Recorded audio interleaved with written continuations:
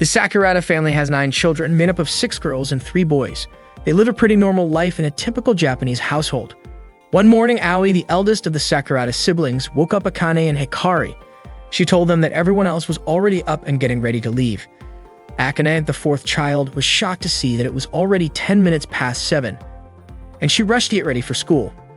Mornings at the Sakurada household are like a battlefield because there are so many of them. Every day they have to compete for the bathroom and toilet. Aoi was helping their mother prepare breakfast. That morning, their mom, Satsuki, was making vegetable omelets. She reminded the kids not to leave any food behind. The Sakurada family had breakfast together before heading out. Haruka, the 6th child, told their mom that they were out of toilet paper. Misaki, the 5th child, asked whose turn it was to do the monthly shopping. It turned out to be Shu's responsibility, and he said he would go shopping after school. Satsuki felt very lucky to have children like them. That is just a glimpse of daily life in the Sakurada family. Even though the siblings often cause problems for each other, they do their best to get along. At first glance, the Sakuradas might look like a regular big family, but there is something special about them, something that sets them apart. Their father, Soichiro Sakurada, is actually the king of the country. That morning, Soichiro was about to leave for work. He mentioned that he would be having dinner at home that night. Aoi, Akane, Kanade, and Shu left for school together. On the way, they were greeted by several people they passed by. Akane looked embarrassed and even tried to hide behind Aoi. Kanade was surprised that Akane was still shy around others and told her she needed to fix that bad habit. Living like ordinary citizens was their father's idea. As king, he wanted his children to experience life as normally as possible. But that choice brought along its own problems. It turned out that the siblings were constantly being watched by surveillance cameras. The cameras changed locations every week. Akane was startled when a camera suddenly pointed at her. She did not want to be filmed at all, and she had even memorized the locations of every camera. The cameras were meant to protect the Sakurada children, but to Akane, the 2,000 cameras scattered across town were way too much. Kanade was amazed that Akane could remember all the camera locations. If she knew where they were, she would definitely use that to win over the public, especially since the Sakurada siblings were candidates for the next king. Akane could not understand why they even needed an election for the next ruler. That had been Soichiro's decision as both their father and the current king. He had announced that once Aoi graduated from high school, they would hold an election to choose the next monarch. That announcement came in April, and the election would be held the following March. Akane never imagined that their father would take it that seriously. Kanade and Shu picked up their pace because they were worried about being late. Aoi encouraged Akane to hurry up too, but Akane was still anxious about the cameras that kept focusing on her. Aoi offered to walk in front of her to draw the camera's attention away. Akane was confused because she had just found a safe path without cameras, but now one had been relocated there. Aoi reminded her that if she kept avoiding cameras, they would end up late. In the end, Akane had no choice but to use her flying ability to avoid being tardy. Every member of the Sakurada family had a special power, which was proof that they were part of the royal family. Akane's ability was to manipulate gravity on herself and anything she touched. While flying, Aoi asked if Akane could slow down because the wind had blown her skirt and her underwear had shown. They nearly fell because they were not being careful. That day in the Sakurada kingdom, Shiro, one of the royal advisors, scolded Soichiro for taking the crown outside the palace. Just imagining the crown getting lost gave Shiro a stomachache. Soichiro brushed it off, saying Shiro was always too anxious. He then asked how the children were doing. Shiro reported that Shiri had already arrived at kindergarten. Misaki, Haruka, Hikari, and Teru would get there in 5 minutes, while Shu and Kanade were expected in 10. Aoi and Akane might have used their powers, since the cameras could not track them. Soichiro reminded Shiro to keep an eye on the children. After that, Soichiro was ready to begin his royal duties, and the palace guards escorted a television crew inside for the scheduled broadcast. Meanwhile, the bell rang at Sakurada Royal High School. Akane had just arrived when her 2 friends came up to her. They knew mornings were always tough for Akane. For her, both school and home were the only places where she could escape from all the eyes constantly watching her. Before she knew it, classes were over, and her time enjoying school had come to an end. Karen commented that no one enjoyed school life more than Akane, and that was because her friends never treated her differently. To them, she was just a friend. Right then, Aoi came to Akane's classroom to pick her up. As soon as she walked in, Akane's classmates surrounded her. Aoi was popular wherever she went. That afternoon, Akane and Aoi walked home together. Akane told Aoi how amazing she was since people seemed to like her no matter where she went. Suddenly, they heard a girl scream. Someone had just stolen her purse. Akane immediately got ready to use her powers and chase after the thief. As she leaped into the air, she realized her skirt had flown up, giving the thief a clear view. Embarrassed and flustered, she kicked him on instinct. The police quickly arrived and arrested the thief. Moments later, a crowd of reporters surrounded Akane, asking her about what happened. Since she was extremely shy, she could not bring herself to show her face. The story about Akane catching the thief made it to the news that day. Back at home, Akane was completely mortified. Once again, she was on TV. Aoi tried to reassure her, saying it was a good thing. Their mother praised her too, saying it was important for people to get to know her. Shu agreed, especially since the election was coming up next year. Hikari was thrilled to see Akane on TV. The news also showed a public popularity ranking. According to the survey, Aoi was well loved by everyone. Kanade was also extremely popular, and surprisingly, many people were hoping Shiri would be chosen. The anchor mentioned that Akane's ranking would probably rise too, thanks to her brave actions. When Akane heard that, she got even more embarrassed. Apparently, the surveillance cameras had caught her entire stunt on video. Not long after, Soichiro returned home earlier than usual. He asked if any of the kids had plans for the weekend. Hikari got excited and asked if he was taking them somewhere, but Soichiro had a different plan. They would all be appearing on TV. That weekend, the entire Sakurada family was on television. They were going to compete in a game show and show off their powers. The game was a mission to save Dandy, a stuffed doll placed on a rooftop, watched by the entire audience. The Sakurada children had to collect as many dandies as they could and drop them into a basket below. Before the event started, a message from King Soichiro was broadcast. He encouraged his children to do their best so the citizens could get to know them. He also announced that whoever scored the lowest would have to clean the palace toilets. The kids were stunned by the punishment. Why did there have to be a consequence like that? But Akane actually preferred the idea of cleaning toilets over being the center of attention. They had 60 minutes to complete the game. Not long after, the event began. Terry was the first to move. His power allowed him to exceed human limits. He was basically a superhuman. Thanks to his ability, he climbed the building with ease. Unfortunately, something unexpected happened. The building he was climbing began to crack and he fell. Not long after, Hikari sprang into action. Her ability, known as the Hand of God, allowed her to control life itself. She could manipulate the growth of living things. She used this power to make a tree grow tall enough for her to reach the top of a building. Teru, seeing this, said she was amazing.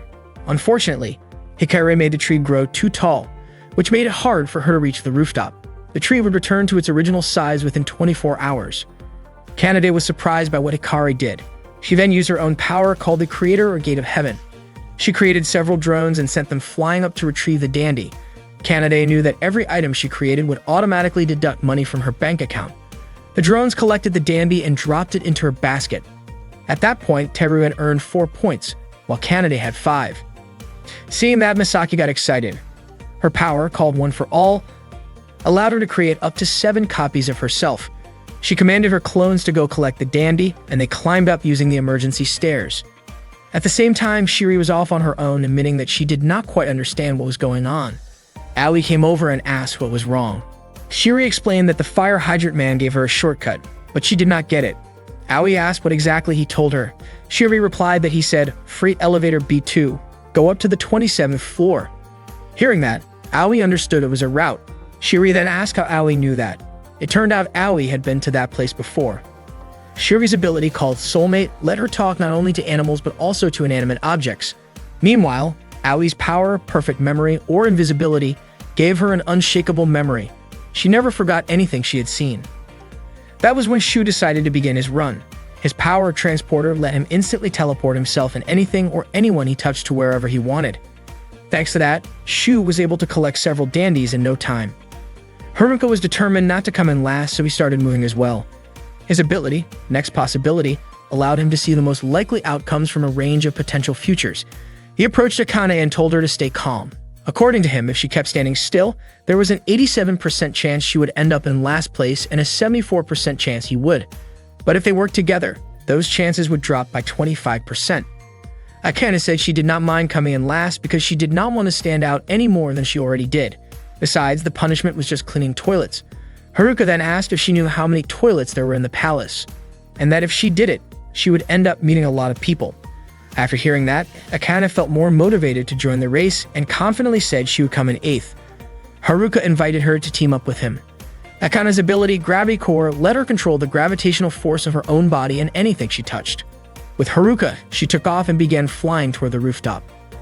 Haruka was confused about why Akane was flying so slowly, since she usually flew straight up in one go.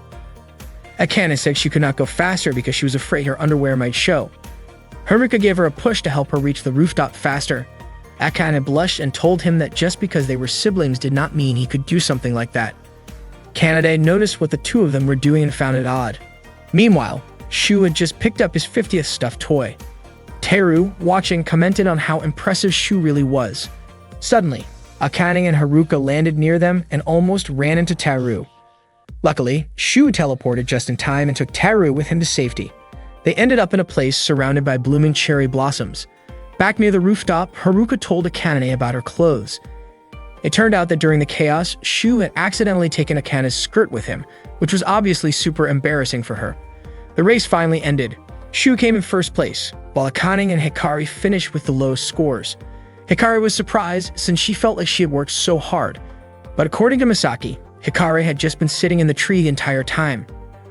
Next, the host announced the current rankings in the election to decide the next king. There were still 3 people who had not appeared in the top 3 yet. They revealed that Kanade was in 3rd place, Akane in 2nd, and Aoi had taken 1st place. Back at home, Akane could not stop thinking about the embarrassing moment during the race, specifically, what happened with her underwear. Even during dinner, she did not touch her food, even though their mother had made her favorite dish, steak. Saochuru reminded everyone that his children were born into the royal family, which meant they would always attract public attention. It might be a burden sometimes, but as members of the royal family, they had duties and responsibilities. They were symbols of the country, and also its source of hope. Saochuru admitted he did not yet know who would be his successor, but what he truly wanted was for each of his children to grow up with strength of heart. That day, their father brought the crown home again. Saochuru explained that he had already contacted the palace. Later that night, Akane sat quietly near the door, feeling down. Aoi came over and asked why she was sitting there. Akane confessed that she wanted to be like a dandelion blooming in the front yard, something quiet and unnoticed, because she no longer wanted to be watched or draw attention to herself. To Aoi, if such a path existed, then Akane was the one who should become king. That way, she might be able to get rid of the surveillance cameras and put an end to the royal family's news broadcasts. Hearing that gave Akane the confidence to aim for the throne, hoping it would allow her to live a peaceful life. That day, Akane and Hikari were cleaning the toilets as punishment for ranking low in the dandy catching competition. Hikari wondered why they had to do that during Golden Week, and Akane couldn't believe how many bathrooms there were in the castle. After finishing their chore, they had to prepare for a traditional pop-up concert at the Sakurada Castle, scheduled for the last day of the holiday. All of King Soichiru's children were present for the concert, and of course it was broadcast on TV. The next morning, all the Sakurada siblings got ready to resume their usual routines before heading to school. Even though they were members of the royal family, they lived like ordinary citizens, just as Soichiru had planned. That morning, Akane greeted Kanade and Misaki, who were brushing their teeth. Kanade reminded Akane that there was a student committee meeting that day, which would be attended by class representatives from every grade. When Kanade was about to leave, Akane asked why she was heading out so early. Kanade explained that she didn't want to walk to school with Akane, since going with her would take forever because Akane always tried to avoid the surveillance cameras on the way. As Kanade stepped outside the house, a woman greeted her and asked why she was up and out so early. Kanade said she had a student council meeting to attend since she served as the vice president. The woman commented that it must be a tough job, but Kanade replied that she actually enjoyed doing it. Soon after, Akane ran to catch up, wanting to go to school together. They eventually walked together, although Kanade warned Akane not to cling to her like a ghost. She also asked Akane to stop her bad habit of avoiding the surveillance cameras, which were just doing their job. Akane said that if she became the next monarch, the first thing she would do is get rid of those cameras. Kanade asked if she was really serious about becoming queen. She admitted that Akane might actually be capable of doing it, but pointed out that being queen would only bring her more attention. Kanade said she was sure that she herself would be the one to become queen. Akane begged her, saying that if Kanade ended up on the throne, she should promise to eliminate the cameras. Deep down, Kanade also wished she could escape all the constant surveillance, but with so many cameras around, she couldn't risk showing her bad side. As they passed by a guy who greeted them, Akane looked visibly panicked and embarrassed. Kanade found it hard to believe that someone as shy as Akane could be a class representative, but it turned out Akane knew almost everyone at school. Kanade then said Akane should try to get to know everyone in the entire country. That way, maybe she would feel more at ease. Akane laughed, saying that was impossible, especially with how many people lived in the country. Kanade asked again how Akane even became the class representative. Akane explained that every group needs someone to mediate, but no one else wanted the job. Plus, being the class rep allowed her to keep an eye on everyone. And when someone had a problem, they would naturally turn to her for help, and wasn't that something she should respond to? Kanade was impressed. Even though Akane's personality didn't seem suited for it, she really did have the qualities of a royal family member. Out of nowhere, Akane asked Kanade to make a limousine using her special ability, so they could go to school in style. Every member of the royal family had their own unique power. Kanade's ability was creating objects out of nothing, but the cost of the item would automatically be withdrawn from her bank account. Kanade replied that Akane was basically just asking her to buy a limousine. Akane realized what that meant and then suggested maybe a dragon or a flying carpet instead. Kanade was stunned and asked if Akane had any idea how expensive it would be to create a dragon. Kanade instantly took out her phone to check the stock market. Akane told her she didn't need to be so anxious about money. She then asked Kanade how much money she had in her bank account. Kanade casually said it was about the same as the national budget. Akane was completely shocked when she heard that. All the way to school, Akane kept clinging to Kanade, which made their classmates comment on how close the two seemed. Akane wondered why Kanade always looked so cheerful in front of others. She knew Kanade was passionate about the upcoming election, but she felt that Kanade didn't need to worry so much about how people saw her. Kanade then asked if Akane was actually talking about herself.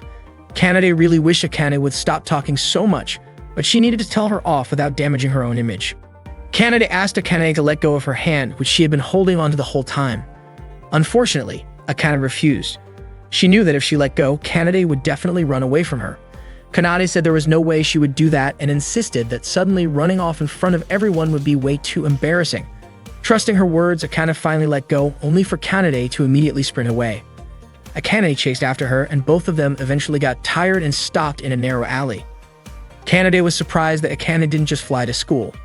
Akane explained that if she flew, her underwear might show. According to Kanade, if she didn't want her underwear to be seen, then maybe she should just take it off entirely. At that moment, Akane spotted a cat crossing the street while a truck was speeding toward it. She quickly flew up to rescue the cat, and the truck nearly hit her. Thankfully, Kanade managed to create a tall wall that stopped the truck just in time. Kanade immediately hugged Akane and reminded her not to be so reckless. After all, she only had the body of an ordinary girl. The truck driver came over and scolded them. Kanade apologized, explaining that Akane had flown without thinking and caused the problem. The driver then realized that the two girls standing in front of him were actually members of the Sakurada royal family. Thankfully, Akane and Kanade made it to school on time. It had taken them a while to get there since they had to remove the wall Kanade had created earlier that morning. The wall had been made from material that absorbed shock. Akane was surprised that Kanade made it so big. Akane apologized for making Kanade spend money and asked how much it had cost to make that wall. Akane insisted on paying her back and said she would look for a job. Kanade told her not to worry about it. When Kanade revealed that it had cost 40 million, Akane was completely shocked by how expensive it was. That spring, the girl named Hana met Shu. At that time, Hana was feeling lonely because she had been placed in a different class from all of her former classmates. Not long after, Hitami came over to greet her. Hana felt relieved since she hadn't had anyone to talk to before and didn't recognize any of her new classmates. Hitami told her that one of their old grade school friends, Yuji, was also in that class. Hana immediately approached Yuji and said it had been a while since they last met. Unfortunately, Yuji didn't remember her. He even called her by the wrong name and thought they had been classmates in 6th grade, but in fact they had only shared a class in 4th grade. Hana realized it was probably because she had moved away back then, and it wasn't likely that Yuji would remember her. She had only returned to the city the previous year. Soon after, Shu came over to say hi. Surprisingly, he still remembered her. Hana was so touched that she started crying. Shu even remembered that they had been in the same class back in 4th grade. Seeing Hana cry left Shu confused, and Hitami instantly hit him on the head for making Hana cry. After school, the Sakurada siblings gathered to draw lots for their weekly house chores. Akane asked if Shu could take care of the grocery shopping instead. She said she was fine doing other tasks like cleaning, laundry, and cooking. Akane didn't like going shopping because there were too many surveillance cameras watching her. Misaki responded that if that was the case, then Akane should handle all the other chores aside from shopping. However, Aoi reminded everyone that they had already agreed to support each other, so the tasks needed to be divided fairly. Everyone picked their tasks, and Akane ended up taking the last remaining lot. Just as she feared, she got the shopping duty. Akane really didn't want to leave the house, but Shu pointed out that their fridge was completely empty. Hikari mentioned she was really craving curry and even offered to go with Akane. Still, Akane said she just couldn't bring herself to go outside because of her hatred of being filmed. Hikari found it strange, especially since Akane had already been caught on camera before and had drawn a lot of attention. Akane insisted that she never intended for that to happen and didn't want to do anything embarrassing in public. To Hikari, though, it was already too late to worry about something like that, especially since, according to her, Akane's underwear had probably already been shared all over the internet. That only made Akane even more frantic, and she became more determined not to step outside. Seeing her like that, Shu offered to switch chores with her, but only on one condition. Akane had to wear her ponytail higher for 1 whole month. Akane said the kind of hairstyle didn't suit her and pointed out that the chore assignments only lasted for a week.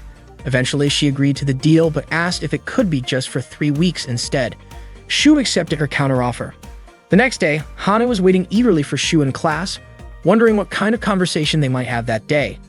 She was completely caught off guard when Shu suddenly showed up right in front of her. Surprised, she let out a loud shout, which startled Shu so much that he accidentally spit out the milk he was drinking. He quickly apologized, while Hana couldn't help feeling happy that Shu had finally looked at her and spoken to her. Hitami, however, was annoyed by the scene and scolded Shu. Hana rushed off to the restroom to clean her hair and face. She couldn't believe Shu had actually looked at her for so long earlier. Hitami told her not to worry about it, pointing out that Shu was probably just looking in her direction because his seat was directly behind hers, and besides, wasn't Hana always staring at him during class anyway? Panicking a little, Hana asked if they could switch seats. But when Hitami asked if she was absolutely sure, Hana quickly backed out. Then Hitami asked what exactly Hana liked about Shu. Embarrassed, Hana asked why she was suddenly being asked such a question and tried to change the topic. According to Hana, Shu was a kind person. He had once lent her an eraser, complimented her new bangs, and hadn't forgotten about her. Though, as Hitami pointed out, she had done all those things too. Hana responded that maybe, just maybe, she liked Hitami as well. Hitami accidentally pushed Hana in Shu's direction. As she bumped into him, Hana felt oddly calm when she caught his scent. Shu was confused and asked what Hana was doing. She quickly apologized and said she had tripped. Then she asked if he was hurt. Shu said he was fine, and that made Hana feel relieved. She apologized again before running off. Shu then turned to Hitami and asked if Hana always acted that formal. He also noticed that she never looked him in the eyes when they talked. Later that day, when classes were over, Hitami asked Hana if she wanted to walk home together. But Hana said she felt like she had forgotten something important. After thinking about it for a moment, she realized she hadn't said goodbye to Shu. She rushed off to find him, only to see that Shu was already leaving, with a girl walking beside him. Hana couldn't help but wonder who the girl with twin tails clinging to Shu was. That day, Shu was walking home with Akane. Akane had tied her hair higher than usual, just like Shu had suggested earlier. Meanwhile, Hana was secretly following the two of them. She overheard Shu saying that he did not mind walking home with that girl every day. Hana assumed the girl was Shu's girlfriend, so she kept tailing them.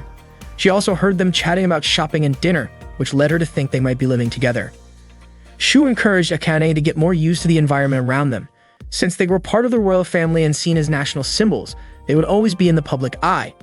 He believed Akane should be proud of being part of the royal family and begin settling into that role. Akane started to understand his point. After all, she was a member of the royal family too. Still, Shu wasn't asking her to change overnight. Hana couldn't quite catch all of their conversation, but from a distance, it looked like their bodies were pretty close. At that moment, Shu noticed that someone was following them. He grabbed Akane and quickly led her into a narrow alley. Hana ran after them, only to be shocked when she suddenly came face to face with Akane. Akane immediately recognized Hana as one of Shu's classmates. Shu then stepped out and asked why Hana had been following them. Hana, clearly flustered, struggled to come up with an answer. Shu asked if there was something difficult to say. Stammering, Hana finally admitted that she liked Shu and was worried about him. Shu didn't expect that and said he was really happy to hear how she felt. Unfortunately, he explained that he needed to focus on the upcoming election and was busy trying to come up with strategies to prevent Kanade from becoming the next monarch. Akane was surprised to hear that Shu was actively trying to stop Kanade from winning the throne. Hana then asked if it would be okay for her to wait until the election was over, even though it was still a year away. She said she didn't mind waiting. Shu promised that he would definitely give her an answer when the time came. Hana was touched and thanked him, visibly moved by his response. Akane suggested that Shu walk Hana home, saying she could head back by herself. However, Hana declined and chose to go home on her own. As she walked away, Akane asked Shu why he didn't go after her. Shu replied that Hana was stubborn and might just end up causing trouble if he did. He also added that Akane was pushing herself too hard by insisting on going home alone. Akane seemed a little sulky during the walk back and Shu apologized. That night, Hana talked to Hitomi on the phone and told her what had happened. Hitomi said she was going to punch Shu the next day, but Hana quickly stopped her and warned that she would never forgive her if she actually did it. Hitomi laughed and joked that Hana was acting like she was Shu's girlfriend. Embarrassed, Hana immediately hung up. A moment later, her phone rang again. Thinking it was Hitomi calling back, she picked up, but it turned out to be Shu. He just wanted to make sure Hana had gotten home safely. Hana was stunned and her face turned bright red. After saying goodnight, Shu ended the call. Still in disbelief that Shu had called just to say goodnight, Hana started to wonder if he might actually have feelings for her too. Meanwhile, Shiri was reminded of something Yuji had once said. Yuji was surprised that Shu remembered Hana at all. But according to Shu, there was no other girl as genuine as Hana.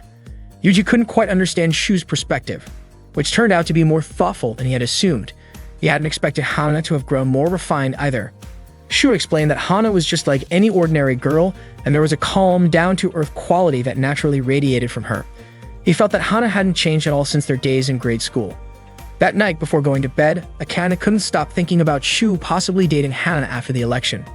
She still didn't understand why Shu was so against the idea of Kanade becoming the next monarch. The thought of the upcoming election left her feeling uncertain and overwhelmed. That day, Ikari went to school with her two friends. When they saw a poster of the king candidates, her friends said they were definitely going to vote for Hikari. At a glance, she looked just like any ordinary grade school student, but in reality, she was a member of the Sakurada royal family and one of the candidates for the next king in the upcoming spring election. According to the previous rankings, Aoi was the most popular among all the siblings, followed by Akane in second place and Kanade in third. Hikari was ranked fifth. She had even been beaten by Shiri. In Hikari's opinion, a king should look dignified, stand out, and be popular. She was confident that she would definitely become king. That weekend, Akane was surprised to find that it was her turn to go grocery shopping again, even though she really didn't want to leave the house. Hikari said she was craving curry. Akane was extremely anxious about the surveillance cameras outside as she stepped out, but Hikari told her it was pointless to worry, since her underwear had already been broadcast all over the country anyway. Kanade asked if anyone was planning a campaign. Teru and Hikari admitted they were thinking about it, but Kanade didn't see them as threats. Akane disagreed because she felt Hikari had been putting in real effort. Hikari believed that if she got serious and used her ability, gathering votes would be a piece of cake. She was sure the public would love her mature charm, which she could showcase thanks to her ability to temporarily manipulate the growth of living beings. Misaki reminded everyone that the effect only lasted for 24 hours. But Kanade pointed out that everyone already knew Hikari was just 10 years old, so altering her appearance was meaningless. After all, she was only changing how she looked, and Kanade warned her not to try attracting people's attention based on appearances alone. Hikari was puzzled and asked if Kanade wasn't the one who cared a lot about her own looks too. Hikari confidently said that in the future, her chest would be much larger. Kanade, however, said that shape was more important than size. Still, Hikari insisted that size was what really mattered, and she claimed that Shu had told her so. Shu quickly denied it. Hikari asked Akane what she thought, but after noticing Akane's flat chest, she apologized right away. Kanade mentioned that Aoi's lack of interest in the election could be an advantage for the rest of them, but Aoi herself might not see it that way. Kanade suspected that if Aoi got serious, she'd be unbeatable. She also believed that Aoi didn't entirely agree with the idea of becoming king and would probably do something to hurt her popularity. Akane was curious and asked what kind of thing could damage Aoi's popularity. Kanade jokingly said like eating Akane's pudding without asking. Akane replied that something like that would just make her mad, not lower anyone's popularity. Then Hikari urged Akane to hurry up and go shopping and offered to go with her. The two of them walked out together. When they noticed a security camera, Hikari thought it might be a good chance to get some attention. But Akane stopped her from taking that route. She warned Hikari that the public wouldn't appreciate it if she was only trying to show off. Hikari felt like it was a waste to go with Akane since she really just wanted to be caught on camera and get noticed. While they were walking through a narrow alley, Hikari spotted a stray cat and became curious. She quickly ran after it. As she followed it near a main road, Akane suddenly realized that Hikari was no longer beside her. At that moment, Hikari was still chasing the cat and ended up jumping into some bushes. Akane began to panic when she realized Hikari had gone missing, and she wondered if that meant she had to do the shopping all by herself. Summoning her courage, Akane decided to ask someone nearby if they had seen Hikari, but the person she spoke to seemed frightened, likely because of Akane's intense way of speaking. Meanwhile, the cat Hikari was chasing had climbed up a tree and couldn't get back down. Hikari tried to help it by climbing the tree, but she wasn't able to. She thought maybe if she grew herself taller, she could reach the cat. However, when she used her ability to turn into her adult form, the cat suddenly became aggressive upon seeing her transformation. Akane finally spotted Hikari, but when Hikari turned toward her, Akane panicked and ran away, thinking she had the wrong person. Hikari called out, confirming that it was really her. Akane quickly invited her to go shopping, and although Hikari wanted to join, the clothes she was wearing had become too tight because her body had grown. When they returned home, Shu didn't recognize her at all. To fix the situation, Hikari shrank Akane's body so they could swap clothes. As soon as Misaki saw the tiny girl, she scooped her up and carried her inside. Shu pointed out that Akane's body was way too small. Hikari had accidentally shrunk her too much. He explained that the effect would wear off in 24 hours, meaning Akane would be Misaki's living doll for a whole day. That night, the TV reported the results of the public vote from the first week of June. Aoi and Kanade were still in first and second place, while Shiri held third and Akane came in fourth. Hikari was confused about why her ranking hadn't gone up even though she had saved a cat. Akane then explained that there were no surveillance cameras where Hikari had rescued the cat. Misaki pointed out that Hikari had always been the type to help others and encouraged her by saying there would still be other chances. The following week, Akane once again drew the shopping chore. She was confused about why she kept ending up with it. Teru asked Aoi if he could be the one to draw the next assignment instead. Aoi told him he could only do that once he had grown a bit. Annoyed, Teru bumped his elbow into the cabinet. Shiri asked if he was okay, and Teru responded with a strange and hard-to-understand phrase to calm himself down. He then asked Akane to let him go shopping in her place. Shu wanted to know if Teru had a reason for that. Teru explained that he was doing it to protect something precious to him, and that in order to grow stronger, he needed to face trials. Shu loved that answer and gave him permission to take on the task. Shiri thought Teru was a bit reckless and was worried about him going shopping alone. She told him she would go with him. Teru replied that it was supposed to be his training and no one knew what kind of dangers might appear. Even so, Shiri insisted on going. Eventually, Teru agreed but told her not to stray too far from him. Watching the two of them leave, Akane started to feel guilty, thinking she had pushed them into doing it. Shu then suggested that she go with them too. At that moment, Akane asked Hikari for help. Not long after they left the house, Teru realized he had forgotten the shopping bag.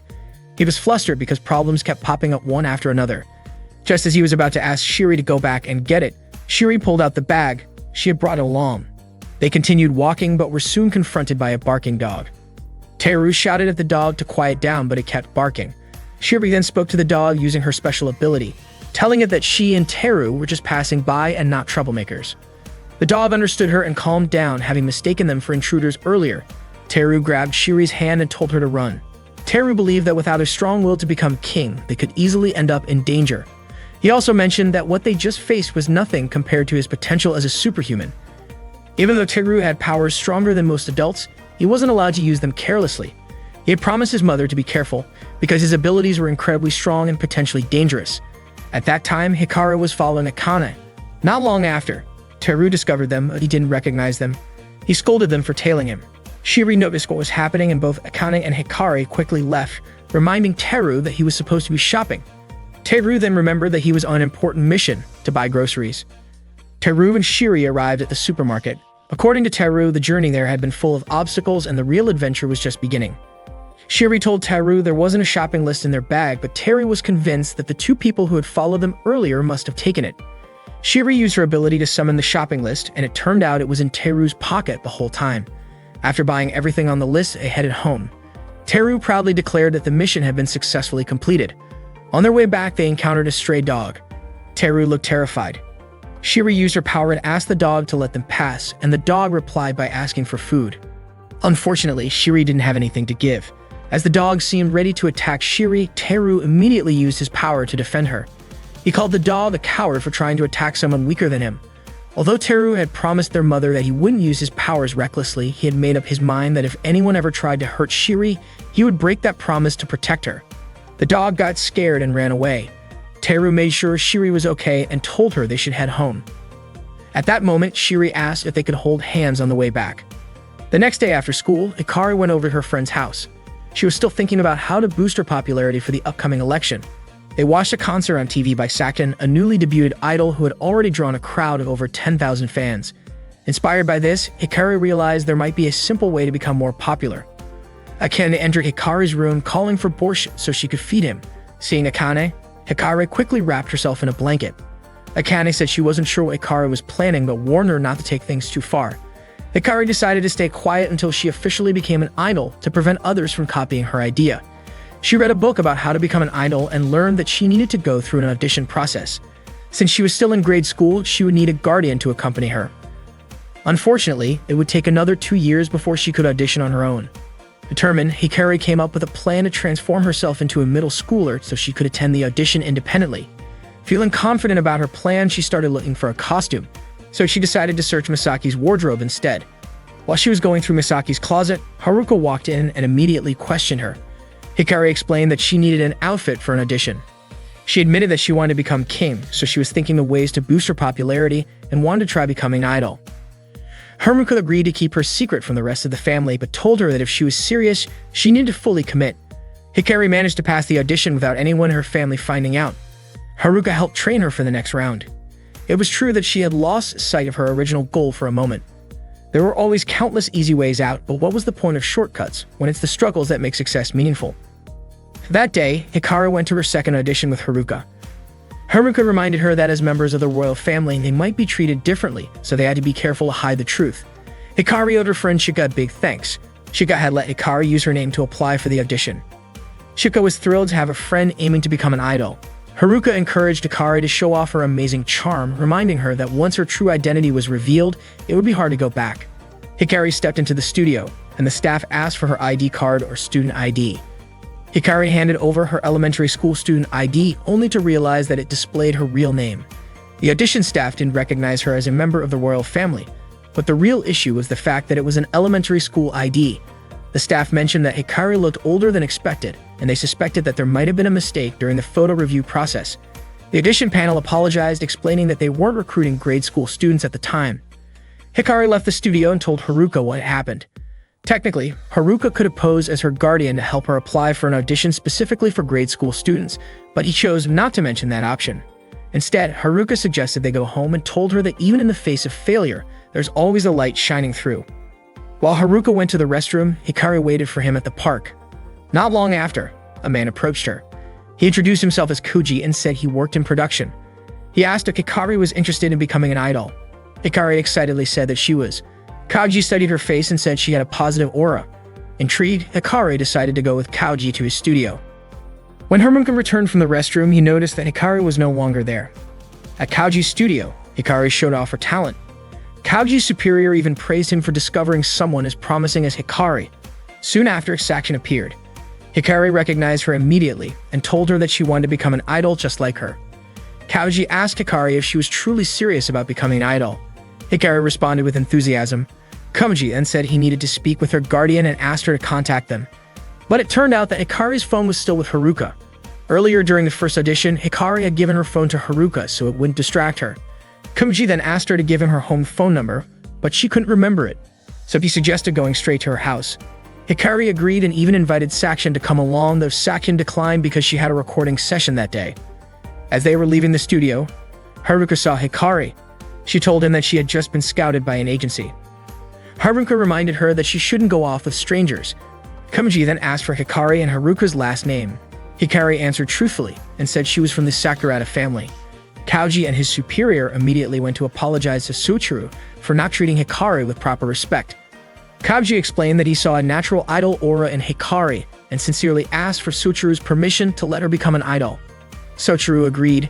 Hikari was overjoyed and proudly said her father was amazing. Hikari made her debut under the stage name Sakuraba Light. She hid her true identity and presented herself as a middle school student. Kanade found it curious. Most people try to look younger, but it was rare for someone to try to appear older. Akane liked the outfit Hikari wore during her debut. Haruka found it a bit odd. Hikari had said she wanted to raise her ranking in the upcoming election, but hiding her identity would make that effort meaningless in his eyes. At night, Akane felt like she was experiencing sleep paralysis. It turned out that Borscht had climbed onto her bed asking for food. Akane woke up wondering why Borscht always woke her like that. When she checked Borsch's feeding bowl, she found some leftovers from earlier that day. Akane asked Borscht to eat the leftover food so it wouldn't go to waste. However, Borscht kept biting the plastic instead.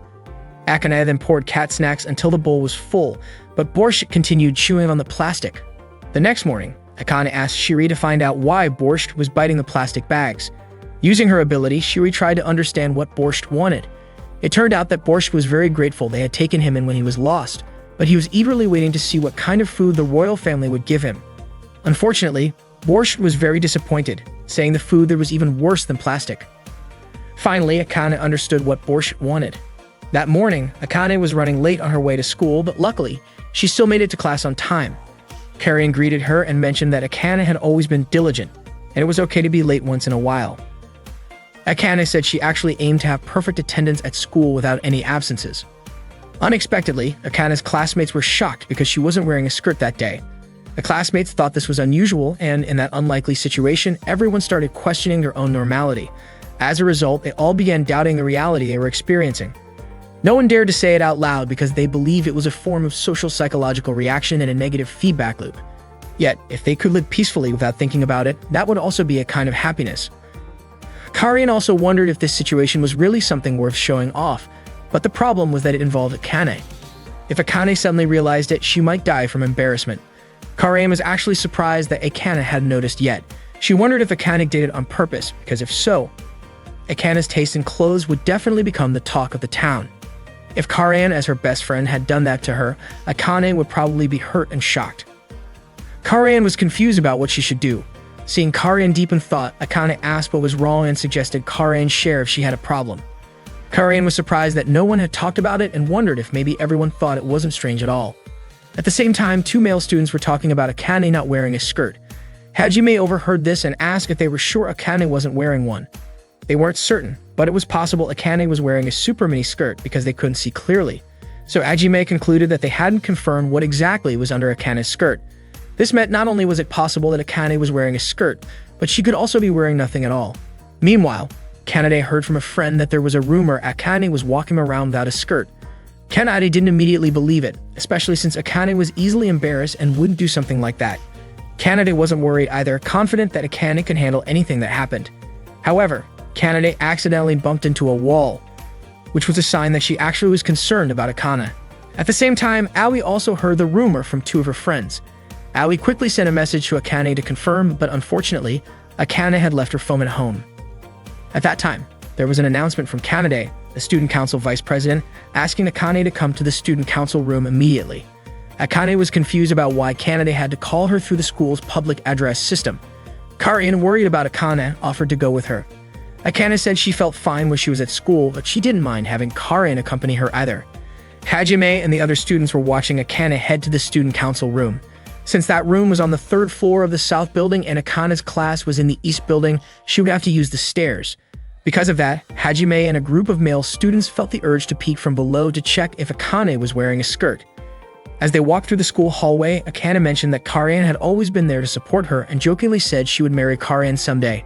Just then, Karian glanced back and noticed a group of boys following them. Hejuni tried to remind them that what they were planning was wrong, but the others believed he was just holding back because he cared about Akane. Karian quickly realized that the boys had probably noticed that Akane wasn't wearing a skirt. She urged Akane to walk faster. Akane commented that a lot of people had been staring at her that day. Karian encouraged her to pick up the pace, wondering how Akane could still not realize what was going on even while walking in front of a crowd. She was sure the situation could seriously affect Akane's mental well-being. Karian blamed herself for ignoring what Akane was going through and planned to scatter the group of boys and explain everything to Akane in private. Before she could do that, though, Akane and Karian ran into Kanade. Kanade was shocked to see Akane and immediately asked why she wasn't wearing a skirt. Karian was stunned by how blunt Kanade was. Kanade insisted she was wearing something, but Karian wasn't so sure. At that moment, it really did look like Akane didn't have a skirt on. Akane finally realized that might be the reason so many people had been staring at her.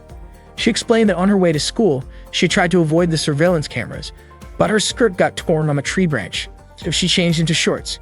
She said there was no way she would go to school without wearing anything at all. To prove her point, Akane lifted her uniform to show that she was wearing shorts, but it turned out she was only wearing underwear. Everyone around her reacted in excitement, and Akane let out a hysterical scream the moment she realized what had happened.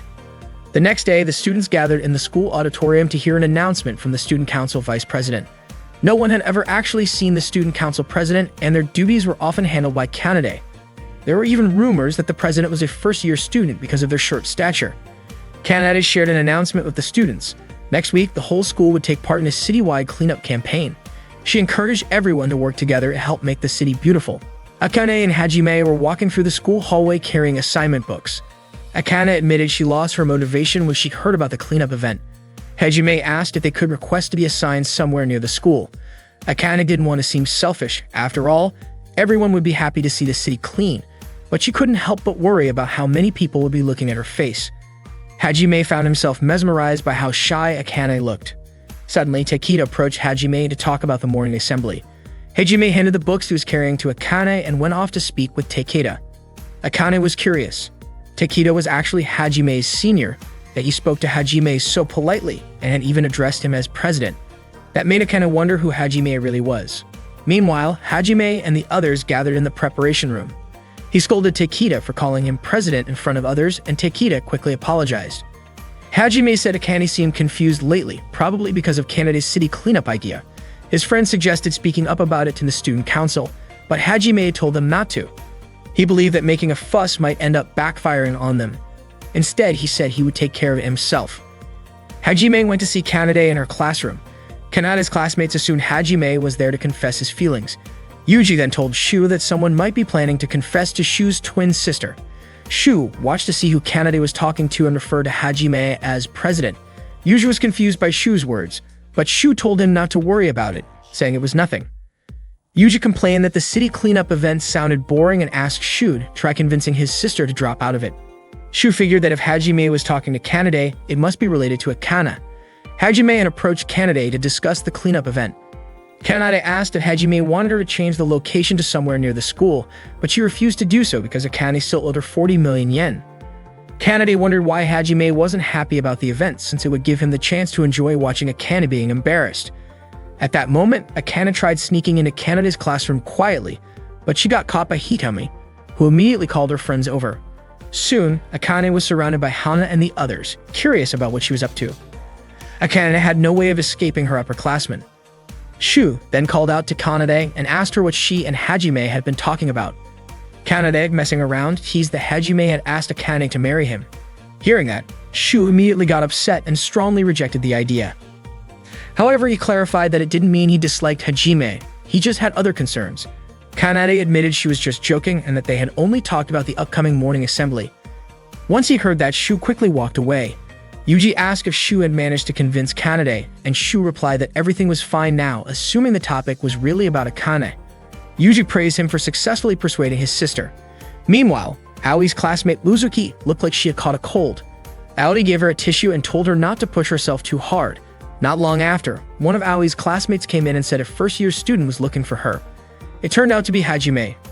Hajime admitted that he really wanted to see Akane when she was flustered, and he asked whether it was okay or not for someone in his position, both as a person and as the club president, to act based on personal feelings. Seeing how anxious Hajime looked, Aoi wondered if he had come to her for some kind of motivation. Aoi told him that wanting to see different sides of someone you like was pretty normal. Besides, even if Akane didn't enjoy it, she was still making an effort. As long as Akane was willing to go through with it, Aoi believed she should do it, and maybe she could even benefit from the experience. Hajime agreed and said he understood what decision he had to make. He thanked her and left.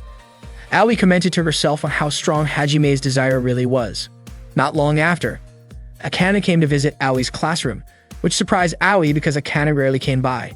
Akane asked if Aoi knew the student council president, and Aoi said he was in the same class as her. Hearing that the president was a third-year student, Akane felt relieved. She then asked Aoi to help her escape from Hana and the others. But before she could get away, Hana and her friends found her again. Back in the prep room, Hajime made his decision. He announced that he fully supported the club members participating in the city cleanup event. He said their group existed to honor Akane's wishes and take action for her sake. That was the whole purpose of the Akane fan club and his role as its president. Takeda thought their job was to make Princess Akane's life a little more peaceful, even if the environment around her was unpredictable. Hajime said that refusing to join the event would mean ignoring Akane's choice to face the challenge on her own. Another member commented that suddenly making her face the townspeople head-on felt like a really tough challenge. Hajime didn't care about that. He believed that if the obstacle was easy, it wouldn't mean anything. And if it was impossible to overcome, then it wouldn't be any different from other difficulties Akane had faced. Takeda suggested maybe they should start with something easier. Hajime replied that if they did that, they wouldn't get to see Akane's embarrassed expression. At that moment, Akane was exhausted after finally escaping her upperclassmen. She gave up on looking for Hajime, only to find him standing right in front of her. Hajime thanked Akane for helping carry their classmates' notebooks. Akane was still unsure if there were any other student council presidents at school. The next day was the city cleanup event, which involved all students. That day, Uzuki was feeling better after being sick. She apologized to Kanade for making her take care of all her responsibilities. Around the same time, Yuji was upset with Shu. Even though Shu said he had successfully persuaded Kanade, Shu didn't quite understand what Yuji was talking about and asked him not to blame him for it. Then, Hajime told their friends that in order to protect Akane's honor, their class should collect as much trash as possible. He also reminded everyone to keep an eye on Akane throughout the day. Akane hadn't expected Hajime to be that enthusiastic about it. Later that afternoon, Akane was exhausted and laid down on the couch at home. Kanade told her not to slack off. Akane replied that it was Kanade's fault, explaining that she was mentally drained from being constantly watched by so many people. Not long after that, Borscht climbed onto Akane as she was lying down. Shu mentioned that it was rare to see Borscht lie down on anyone else's body besides Akane's. Akane said it was probably because she was the one who often fed him. Apparently, what Borscht really liked was the firm yet slightly soft and warm sensation from Akane's chest, which reminded him of where he used to live. Shu guessed that maybe Borscht just liked flat, soft surfaces to sleep on. Hikari chimed in, saying hers also felt firm and soft. She invited Borscht to climb onto her, but Borscht wasn't interested. Shu joked that maybe Akane's chest was flatter and softer. Curious, Akane checked Hikari's chest herself, wondering what growing up felt like for a girl. Suddenly, Aoi announced that dinner for the evening was Borscht. The cat, Borscht, misunderstood and believed his time had come. Thinking he had gotten fat enough to be cooked, he prepared to fight for his life and ran away in panic. Shiri said he had misunderstood. It turned out that Aoi was just referring to the soup she was making. After realizing the truth, Borscht returned in time for dinner. That day, the Sakurada siblings went to the beach together. Hikari and Misaki were playing beach volleyball while Shiri, Taru, and Aoi were busy collecting seashells. Kanade and Haruka were relaxing under the sun. Haruka, the second son of the Sakurada family, was 14 years old. Just like the rest of his siblings, Haruka had a special ability too. The beach they visited was actually the Sakurada family's private beach. Akane was surprised to learn that their family even owned one. Shu explained that the private beach had been their father's idea, so they could have fun without worrying about other people. Akane had not even known where the island was, but luckily, they got there easily using Shu's teleporter. Soon after, Hikari invited everyone to play a watermelon splitting game. Haruka used his ability to calculate each person's chance of successfully splitting the watermelon. Teru had an 8% chance, Hikari 2%, Misaki 5%, Shu 1%, Akane 10%, Aoi 1%, and Shiri had the highest at 80%. Haruka's ability was called Lots of Next.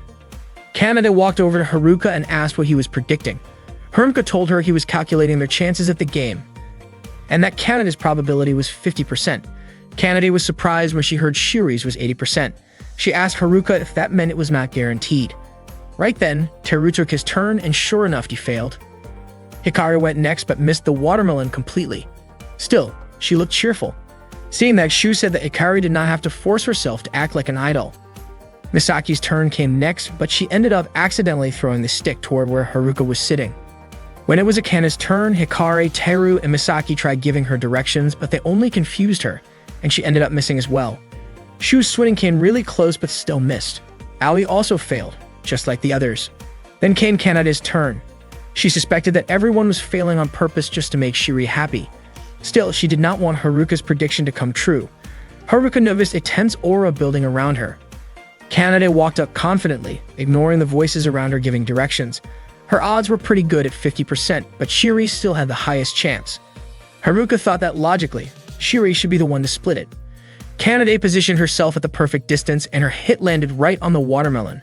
But to everyone's surprise, it did not split. Finally, it was Shiri's turn. If she failed, they would have to start over again from Taru. As she stepped forward, everyone began cheering her on.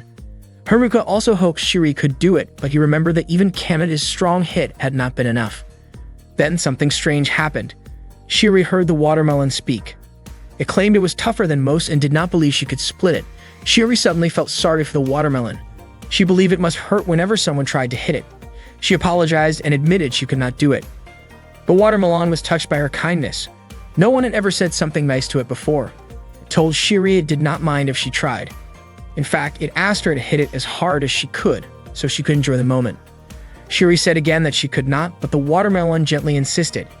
It wanted her to have fun and said goodbye, saying it was happy to have met her. Shuri gently tapped the watermelon. Haruka was shocked. Kanade said that kind of hit would never work. But then, the watermelon split perfectly clean. Shuri picked up a slice of watermelon and greeted it. But Watermelon said it had no regrets about living its life as a watermelon. After they finished enjoying the fruit, they decided to play volleyball. Shu reminded Akane that having fun was fine, but she should not go overboard. Akane was actually curious about something she saw in the distance, but Shu told her not to pay attention to it. At that moment, the volleyball bounced far away and Hikari asked Akane to go get it. Akane ran off and Shu tried to stop her, but she kept going until she crashed into a wall. Everyone was shocked. Apparently, Haruka had already calculated that there was a 90% chance Akane would hit the boundary wall. Akane, confused, asked about the wall. Shu explained that it was not a southern island at all, but rather an artificial beach built on a vacant lot. Hikari, Misaki, and Teru were all stunned. Misaki asked if Shu had intentionally tricked them. Shu explained that if they all went to a real beach together, it would have been a nightmare for the security team. Hikari, annoyed, told Shu that if he was going to trick them, he should have done a better job.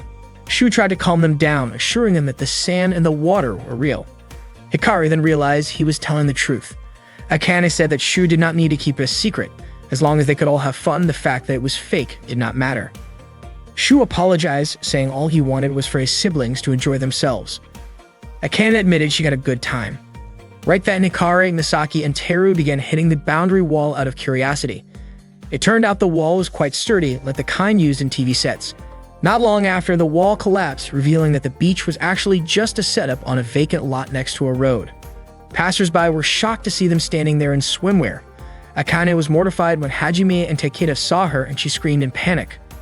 That night, Akane entered Haruka's room and was shocked to see a photo of herself in a bikini had ended up online. Haruka initially thought the girl in the background of the picture was Misaki, but then realized it was Akane.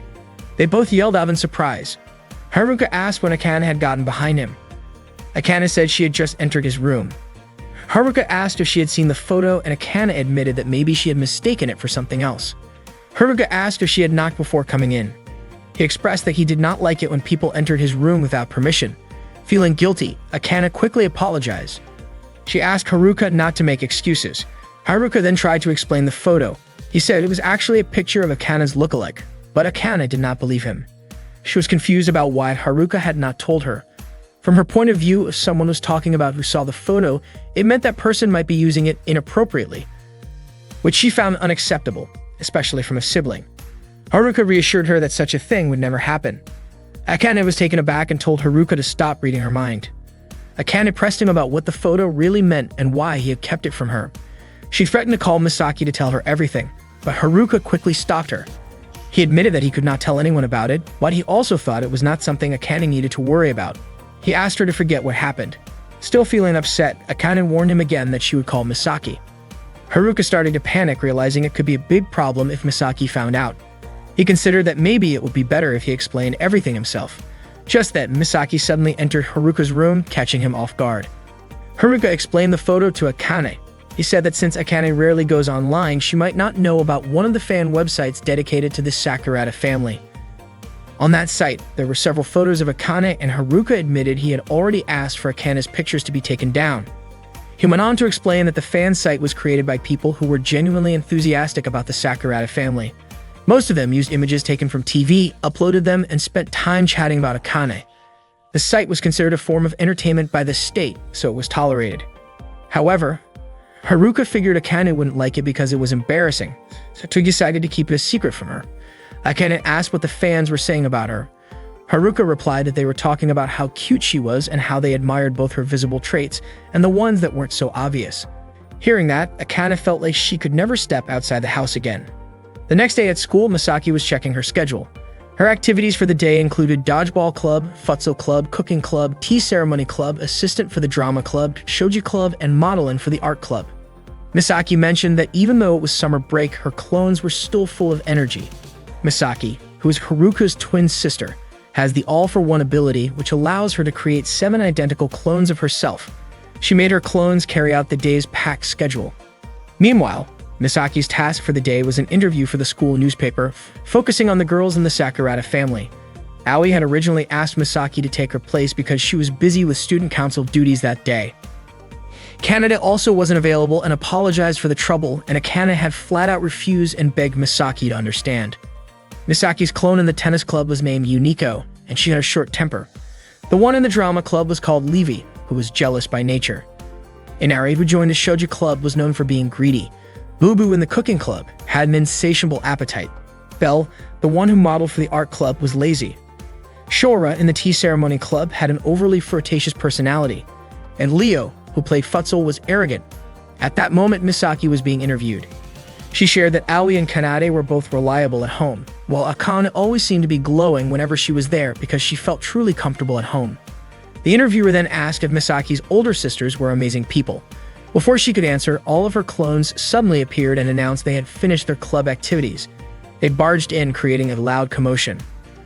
These clones represented different sides of Misaki's personality and had unique skills. They were often asked to help with various club activities. During the interview, they began interfering, saying the interviewer's question lacked depth. After the interview was finally over, Misaki found Haruka in the library and said she wanted to go home early. Haruka told her to go ahead since he was still reading. Misaki teased him, saying he didn't need to act shy. She knew he had been waiting for her. Then she grabbed his arm and said she had already done a lot that day. Someone from the cooking club mentioned that Boo-Boo had eaten so much again and hoped Misaki could help next time too. Her teammates in the tennis club also thanked her, saying that thanks to Unico, they had been able to make a comeback and score 3 points. They also asked if they could borrow Unico again in the future. Misaki told them that Unico would be free next week, so they could use her as much as they wanted. They called Misaki something like a clone manager. Her friends in the futsal club praised Leo for having a great kick, and Misaki felt genuinely happy she could help. Almost every club had asked for her assistance. Misaki admitted that she was willing to help all the clubs since she had no other responsibilities. One of her futsal club mates mentioned that Misaki's older sister was well known for her achievements back in middle school, proving that the Sakurada family could always be relied on. That same friend even said the future of the school clubs rested on Misaki's shoulders. But Haruka thought it wasn't just the future of the school clubs, the whole country's future rested on her as well. Later that day, when Misaki and Haruka got home, Akane told them that Shetoe was coming over and asked for Misaki's help again since Aoi and Kanade had returned yet. Misaki agreed without complaint, but when she got to her room, she was surprised to find out she had to go through another interview. She didn't think there was anything she could do except answer questions, and that frustrated her. She felt they were pushing too much onto her. Haruka noticed how suddenly Misaki's mood had shifted. He asked if she wanted him to walk her home. Misaki responded that he was supposed to go home with her anyway.